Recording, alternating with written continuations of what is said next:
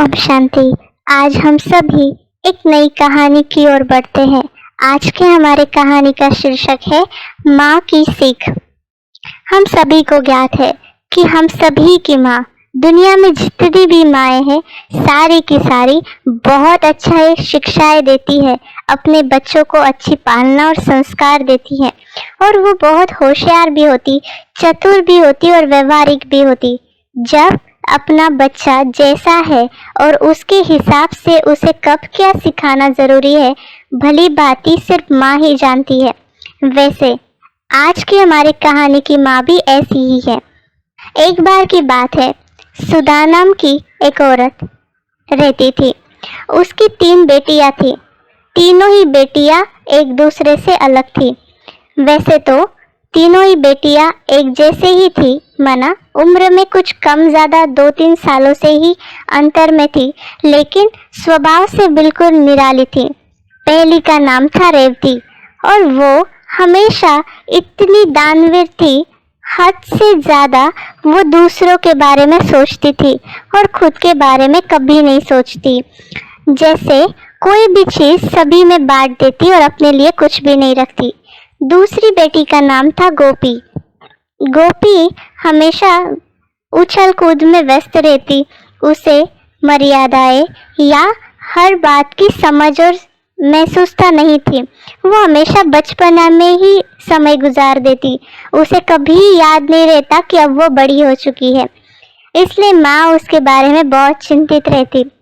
तीसरी बेटी का नाम था सौम्या। जैसा नाम था वैसे ही वो भी वृत्ति की थी, माना हर बात में बहुत सौम्य थी, बहुत शांत रहती थी और हद से ज़्यादा शांत रहती थी और हद से ज़्यादा सभी की भावनाओं को महसूस करती। चाहे उसे कोई अच्छी बात समझाए या डांटे या कोई बात पूछे, वो रोना शुरू कर देती। तीनों ही बेटियां अलग थी और तीनों के ही स्वभाव में कुछ ना कुछ दोष था। तो अभी एक दिन जैसे ही गोपी अपने लिए कुछ ड्रेस मांगती है, तो रेवती जो बड़ी बहन थी वो अपना ड्रेस उसे दे देती। तब उसकी माँ उसके लिए कहती कि हमेशा तुम सोचा करो कि खुद के लिए भी कुछ रखना है। अगर तुम ऐसे ही रहोगी तो सारी दुनिया तुम्हें तो लूट लेगी। ये सब बातें सुनकर सौम्या अपने आप ही रोना शुरू कर देती, क्योंकि उसे अपनी बहन की दानवीरता पर बहुत प्यार आता और रो रोती। जब उसकी माँ उसे समझाती कि तुम्हें इतना कमजोर दिल नहीं रहना चाहिए, थोड़ा तंदुरुस्त बनो, थोड़ा कठोर बनो, वो फिर से रोती कि तुम मुझे डांट रही हो। तीनों ही बेटियां अलग थी, इस वजह से माँ हमेशा चिंतित रहती। एक दिन ऐसा भी समय आया कि जब तीनों की शादी करनी थी। जब तीनों की शादी होने वाली थी तो उसके पिता ने उसकी माँ से कहा कि अपनी बेटियों को बहुत अच्छी सीख देकर भेजना, जैसे तुम्हारी माँ ने तुम्हें अच्छी सीख देकर यहाँ भेजा था।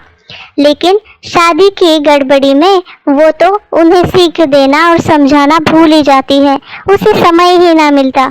लेकिन फिर उसे डर लगता कि अब मेरी बेटियों का क्या होगा, ये अपने ससुराल जाके क्या करेगी।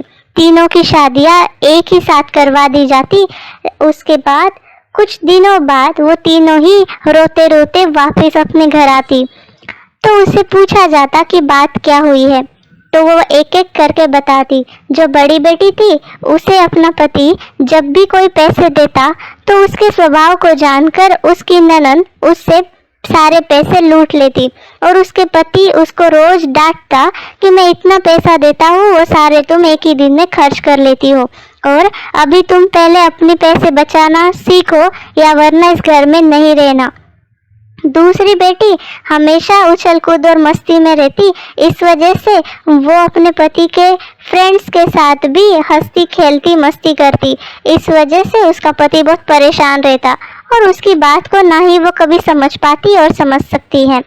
तीसरी बेटी हमेशा रोती रहती, इस वजह से वो 24 घंटा रोती ही रहती। इस वजह से उसकी सास और उसका पति हमेशा परेशान रहता कि घर में दूसरा कुछ होता ही नहीं है, सिर्फ रोना ही रोना है।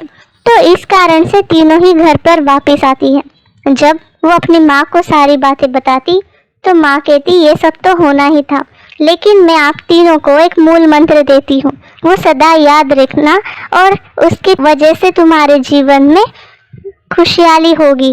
पहली बात, हमेशा हाँ नहीं कहना। जब कोई चीज़ राइट हो उसके लिए ना कहना भी ज़रूरी है, तो ना कहना सीखो। दूसरी बात, अपनी मर्यादाओं को, अपनी शक्तियों को और अपने लिए क्या अच्छा है क्या बुरा है ये समझकर व्यवहार करो, गंभीरता से व्यवहार करो। तीसरी बात कि जीवन बहुत संघर्षमय होता है, इसलिए हमेशा कठोर, ताकतवान और शक्तिशाली हृदय के साथ जियो। चाहे तुम्हें रोना भी आए तो अकेले में जाके रो, सबके सामने नहीं, ताकि दूसरों को पता भी ना चले। तीनों ही बेटियां घर वापस जाती है और तीनों बातों को याद रख के अपने जीवन में अमल कर लाती है। और वैसे ही जैसे वो इन बातों को समझ जाती और सीख को अपनाती तो उसके जीवन में खुशहाली और सुख शांति हो जाती। वैसे ही आज हम सभी को पता है कि आज मम्मा डे है। हम सभी को ज्ञात है हमारी प्यारी मातेश्वरी जगदम्बा, जिन्होंने हम बच्चों को ऐसे ही हर कदम में नई सीख दी, नई समझाने दी। भगवान के महावाक्य हम बच्चों को अति साधारण रीति से, अच्छे से, प्यार भरे शब्दों से और साथ साथ शक्तिशाली शब्दों से हमें सिखाए और उसको हमें भर दिए, हमें वरदान दिए, हमें हर बात का ज्ञान दिया कि उठना कैसे है, बैठना कैसे है, देखना कैसे है।